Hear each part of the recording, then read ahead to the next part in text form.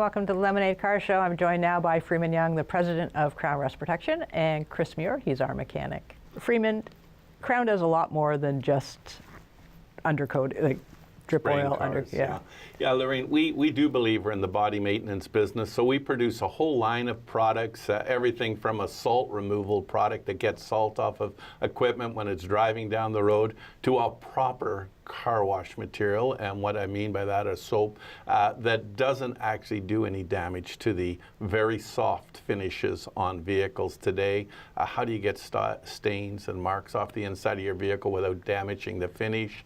We produce a product to do that. Virtually any aspect of your vehicle, if you need to degrease an area of the vehicle under the hood, get it back to looking like new, we produce a product for that as well. So anything that you'd need to kind of tune that vehicle up from a cosmetic point of view and make it look good as well as keep corrosion off it, that's part of our business. Is there any point to paying for that clear coat? Polish? Well, let me say this. Your car comes with clear coat. Oh, so when they put it on, they're just... Well, it's a polish. And, you know, like so many things in this industry, you're smart. You've been around this industry a long time. A polish is a polish. It's going to go on there. It might last a few months. Optimistically, they may warranty it for 2 or 3 years. What they're warranting is that your clear coat's still going to be on your car because it was there before you put the polish on. But it does make it look nice. Yeah, it's a really expensive wax. That's what clear coat is. No, clear coat is actually a layer of paint, but what they call clear coat protection is just a layer of wax on top of it. Mm-hmm. So, should you do it? Do you like pretty cars? You want to look good for a few weeks and maybe a couple of months? It'll make it look a little cleaner, a little nicer. I think what a lot of people don't realize is when we're talking about salt, which we have been the last few years. We had a couple of years ago in Toronto, this GTA area, the salt was horrendous. It was so bad. And we were talking about carpeting. And you brought in and did a demonstration, and it was like an infomercial. I thought it was really cool. But it's a chemical compound. And what you guys have come up with, because they put different stuff on the roads now. They're using sodium chloride and beet juice and all kinds of things. And magnesium chloride and all kinds of combinations. But again, the ticket with that and the ticket with our whole company, quite frankly, is develop chemistry that actually is designed to deal with the problem. Everybody asks us, like, what's the difference between our car wash and somebody else's? What's the difference between Salt Eliminator, which removes salt, and maybe some other products they find out there? I said, just take them and use them. Actually put them right side by side with another car wash.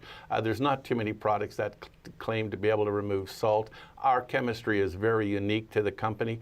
But if you actually take it, and a simple little test, take a pair of UGG boots at home. Okay, if you got a pair of UGG boots that have been out in the salt and they got all those nice marks on them, just take some of our material out of an aerosol can. You can buy one of those at a store. Spray it. The boot comes back like brand new. It actually treats the material as well as remove the salt. So that's the kind of chemistry. But of course, when we get into the automobile, it's far more important, particularly on the painted surface.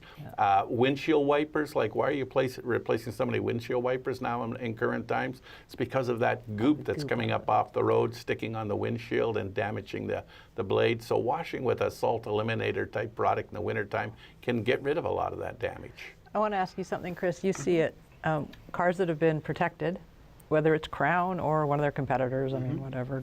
Freeman's the first one to say, just do something.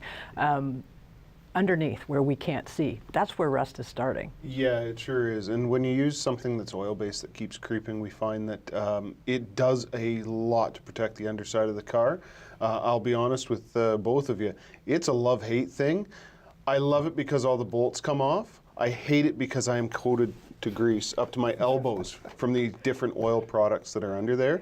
I've seen competing products that are tar-based or a hard-based product, and they don't work in the same way. They cover up the rust. They don't actually slow it down. Yeah, they absolutely do trap moisture. Okay. And we've been talking a lot, especially increasingly over the last few years, about the electrical components of cars. We're driving computers on wheels now. So we're not just protecting the outer panels and the frame. We're protecting all this electrical stuff and all the connections underneath as well. And this kind of treatment is going to do more than just be sprayed into body panels. Right. So you need to look at a product like ours if it's going to be used on your electrical system. What's the dielectric strength of it, or what keeps it from allowing electricity to flow maybe to an area where it would ground on your vehicle. So our product has a dielectric strength of about 43 kV or 43,000 kilovolts, won't conduct to a ground, but it will protect the wire, and it has the ability to what I call wick or creep up a wire. So quite often the greening that's on a wire is not right at the very end of it, it's happening a little bit further up the wire. So you need a product that can actually creep up the wire harness, get into the plug-in areas, and protect a little further back. And I would say today, cost of problems are on electronic side than even mechanical side in many cases. Certainly. They're very expensive to fix. Addressing the type of product that you spray on the vehicle, a lot of the old timers will go, oh, just use an engine oil. What they do with the engine oil is introduce an acid to all of these nice fine wires, and it actually takes the insulation off and does more harm than good to the electrical system, as well as bushings and everything else. So you want to make sure that you have a dedicated rust-proofing product sprayed on the car instead of just Farmer Bob's used tractor oil. So. And I know you warranty your work, and I've seen you take care of people who have called in and Yes. said they have an issue with something. Krown is a really, really big company, and you'll always downplay it, but you have grown this from tiny to international. Yeah. And you've done it one at a time, and you've taken care of anybody that you stand behind your products. We definitely do. I think, like, when I go on to programs like this, and I do radio programs and other programs, everybody says, it must be difficult because you have to face the public. What are they saying? And I always feel confident, whatever format I find myself in, people are going to say that we've always stood behind a product. We always take care of our customers. And as far as growing the company, if you're an integrity-based company that actually produces good product and stand behind it, we've grown through Canada now. We have about 260 shops in Canada. We've grown through the United States. We're now across most of Europe. We're being sold in the Far East in countries like China and places like that. So the company has grown over a period of time, and the industrial side of our business now is almost as big as the automotive side. And we do everything from treating things like drill rods, cable that's put into ground, to all kinds of areas that most of the consumers would never think about, because it's based on good, sound chemistry. Perfect words. Thanks so much, Freeman Young with Krown. We'll be right back.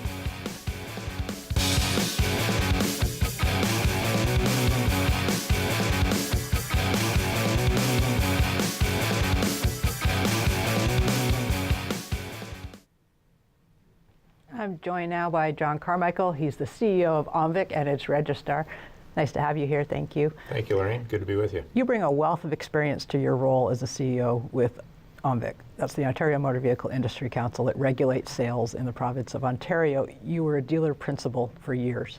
You were also an MP. So you've been all over the place in government roles and as a dealer. How do you see the confluence? Where do you see your experience bringing you to this role that you have now in OMVIC? Well, that's a great question, because it's one that the board of OMVIC had to really assess seriously before they hired me. And my background in the car business is literally almost 40 years of experience in a dealership environment. In fact, it was a family business. I grew up in the business as a kid. You do it in your summer work as a student. But and then as a dealer principal, you learn the business, you learn the industry, and so I bring that value. I believe it's an added value to dealing not only with OMVIC but with consumers. Then as a member of Parliament, I know how government works, so I think I can be an asset there in helping OMVIC to deliver on its mandate daily, to do a better job and to do what we need to do as I work with the talented crew I have at OMVIC today. We spend a lot of time negotiating or dealing with the Ontario government, the Ministry of Government and Consumer Services, who bring their staff. We have a great working relationship with them, and I think that adds value, though, to my relationship with them. I've dealt a lot with your colleague Terry O'Keefe at OMVIC, and sometimes I wonder if OMVIC, between dealers like salespeople and consumers, if you're a bridge or a teeter-totter, because there's times it feels like they're getting thrown around, and you guys protect and ensure both. dealers and all the salespeople have the plaque behind their desk that says they've gone through the training that Yeah. OMVIC provides, and consumers, I can tell them to call and they can talk to a counselor in real time and ask their questions. Right. How do you negotiate? That can sometimes be two very different sides of the coin. Like, the Well, it stories- can be, but I think it's also an opportunity that should give consumers the confidence that they've got an organization that truly represents them. Now, as the dealers and salespeople are all registrants, I don't know that I would call it a teeter-totter. We do create the education programs that allow us to certify both the salespeople and the dealers, and we're working on other programs that we think will add value as we go forward. But I think I think it's a comfort that creates the right for a consumer to know what to expect when they buy a car in this province. A lot of people are unaware of how OMVIC gets its funding. They presume it's a government branch and that, you know, taxpayers' money is going into it. That's not the case. Where do you get your funding from? Well, we actually, you're right, we receive no government funding. In fact, we pay the government a fee each year as an oversight fee. But we, $10 off every transaction in a new or used car dealership across this province comes to OMVIC to fund our organization. So that's that line on the big yellow sheet that I signed. It's got OMVIC $10. That's it. That's your funding, That's our funding. and that's it. That's it. Now, you also can fine people that, when they've broken OMVIC's codes and laws, Yes. you can fine them. You have some teeth in your laws. How do you use the OPP? Do you do this on your own? How do you go about it? Well, no, we have inspectors and investigators across the province, and that fee adds up over the course of a year, and it allows us to have the resources, to generate the resources, to put people in the field, to go into dealerships across the province, literally. And every day our inspectors and investigators, and there's some 32 of them in total, are knocking on doors, looking at paperwork, compliance issues, talking to dealers, talking to salespeople about the way we do business as an industry. How often do you actually have to have any kind of repercussions with members of your own crew, not the curbsiders, but people that are under your umbrella? Do you find that it's because they're more aware, because they're educated, because they're part of this organization, that they're less likely to be breaking the laws and the codes? Well, and I would say that is what we would expect. Dealers in this province have legislation under the Motor Vehicle Dealer Act and subsequent legislation, such as advertising legislation, where all-in pricing is the law of the day.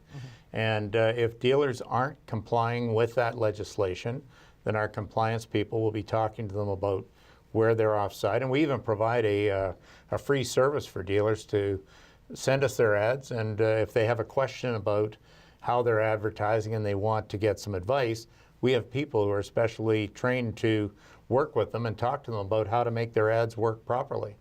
So, but to that end, no dealer wants to be disciplined or charged by OMVIC. So I would say that you know, every day when it does happen, or on a day when a dealer is challenged on breaking the code of ethics or doing anything that is contrary to the laws, they want to fix it, and they want to fix it quickly. So we work to ensure that they're brought before a committee, or they're sent a cautionary letter, or whatever transgression they've received, they'll have an opportunity to fix that, either through a discipline hearing or through a letter. So dealer education and consumer protection. Thanks so much, John Carmichael. It's been a pleasure talking to you. Thank you. We'll be back after this break with the Lemonade Car Show.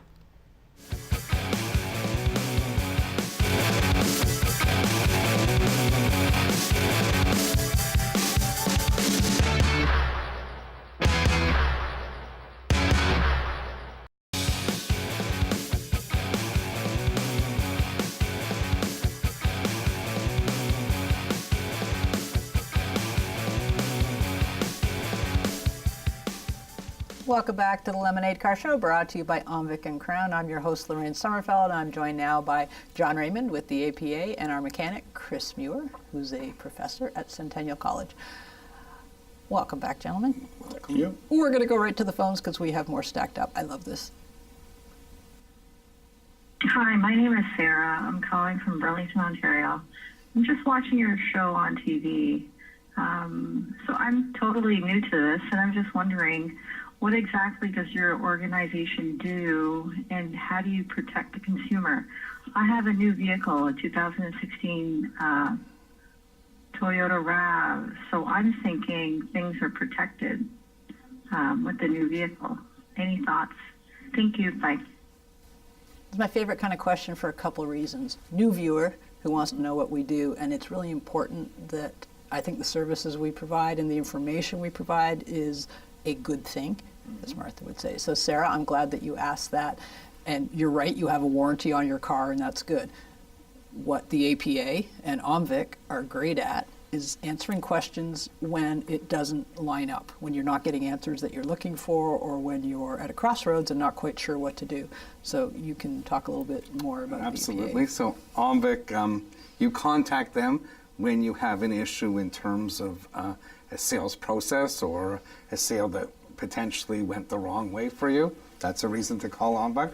Also is to go on their website or ask their advice before you buy a car. There's a variety of information on their website. The APA is a little bit different. We wear many different hats. So we are advocates for motorists, people that own cars. We help them out if they have issues or potential issues. They have questions, what they should buy, they're having a problem with their garage, they need a referral. And we also have a referral service that if you want to purchase a new or used vehicle, primarily in the Ontario and Quebec regions, but we have others, people that we work with throughout Canada, will help you go to a dealer that's approved by us. It's one price shopping. We've pre-negotiated rates for our members. And one thing on this show, which Lemonade does, we have Chris here for at least half the show every time. You can call in and ask questions about your car, whether it's new or whether it's 10 years old or 20 years old, it doesn't matter. And we're not beholden to any manufacturers. We don't take money from Ford or BMW or anybody. So we're quite honest and sometimes relentless, and we sometimes get not happy phone calls Monday morning after it's aired. However, because we're honest, if we tell you this model under this badge we're not fans of, but this one is great, go ahead. So as a consumer, you're going to get some pretty unbiased and unjaded, well, sometimes jaded, I shouldn't say unjaded, but We're certainly speaking from life experiences when we come on this show, and from what we've seen, we're not, as you said, we're not being paid off by anyone. You're getting honest, most of the time fairly unfiltered answers when it comes to dealing with either us or the APA. So basically, consumer protection in several forms and just good information in general. Education. If you have questions, education. And assistance, hand-holding. What are your rights? What could you do in this situation? And one thing I'll tell viewers, there's no dumb questions, and I mean it. It's sometimes people feel a little bit odd asking a question, or they feel dumb. I don't want to look like an idiot. It's so complicated now what's going on under that hood. I don't care who you are. You probably don't fix anything in your driveway anymore. There's a lot more involved with the car. The other big thing, and I mean, I see this on the enthusiast side is all the time, people in our positions forget that we started out completely dumb at some point. We have time for another call. Let's take one more call. Good morning. This is Maurice Di Placido. I'd like to know about the Nissan Rogue, and I'm in Thornhill. Let's start with the Rogue. He's in the market for a Rogue. I'm going to presume it's a new one. Probably. Well, maybe I'll break the descent here. All right, then. Okay, so Rogue sells very well in Canada. It's one of Canada's #1 selling SUVs. Saying that, it has great space, some neat features of it, a good size in its class. Engine is lackluster, a little bit noisy. The CVT transmission makes weird noise, but works well.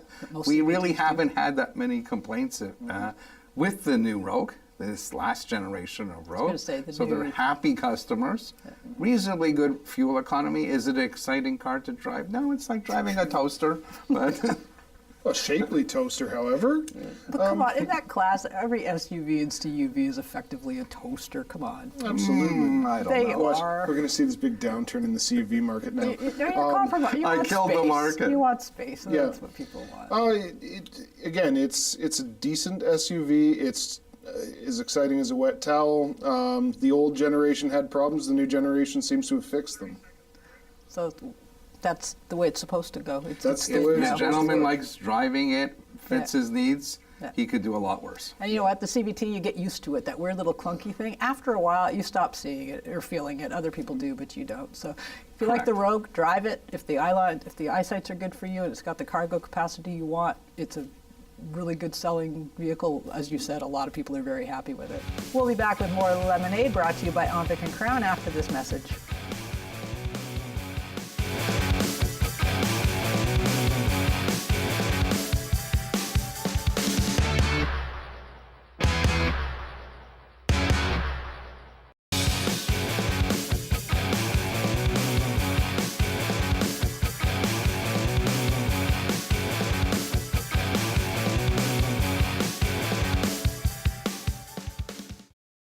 Welcome back to the Lemonade Car Show, brought to you by OMVIC and Krown. I'm your host, Lorraine Sommerfeld. I'm joined by John Raymond and Chris Muir, who's our mechanic. I want to do a little bit of housekeeping in this segment, just some general information that people should keep in mind when they're changing cars, getting a new car or a new-to-them car. One of the things we always took for granted was a spare tire. You open up the back, it's there. A while ago, they started hiding it under everything. Yeah. It shrunk, became a donut, and got smaller. Now we're seeing the true evolution, and there's no tire in there. Yeah, there's a can of foam or... Yeah, so you're effectively stranded. Mm-hmm. So I think, what are the kinds of things people need to be wary of, or at least aware of, if not wary? Well, and that's one of the great things that you just pointed out there is, where is your tire? How is it secured to the vehicle? Is it in the vehicle? How do you use the weird inflator in the green can of foam? Can I use that on the kid's bicycle? All of these are questions that need to be answered when you're purchasing the car, and it's why when you do buy a car, you should set aside that time to go over it with your salesman, so you know or become familiar with that car before you ever drive it off the lot. I've seen cars drive off the lot and get a punctured tire, and people don't know what to do with them.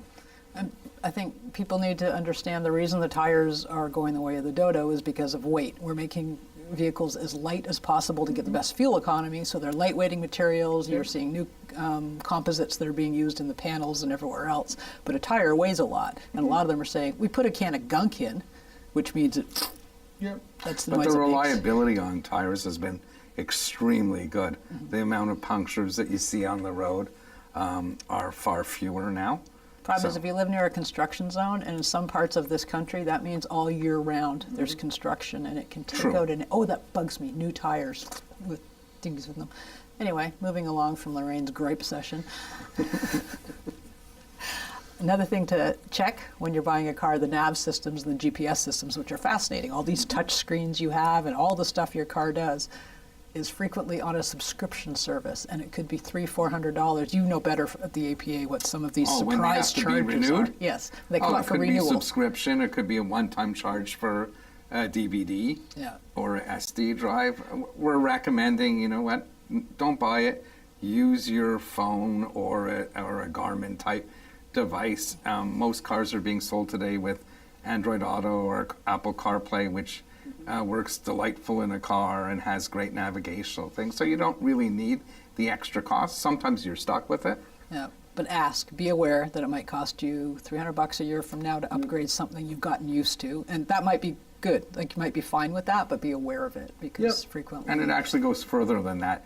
Your phone plugged into your car on an Apple CarPlay type device is constantly being updated. From day to day based on traffic, road closures.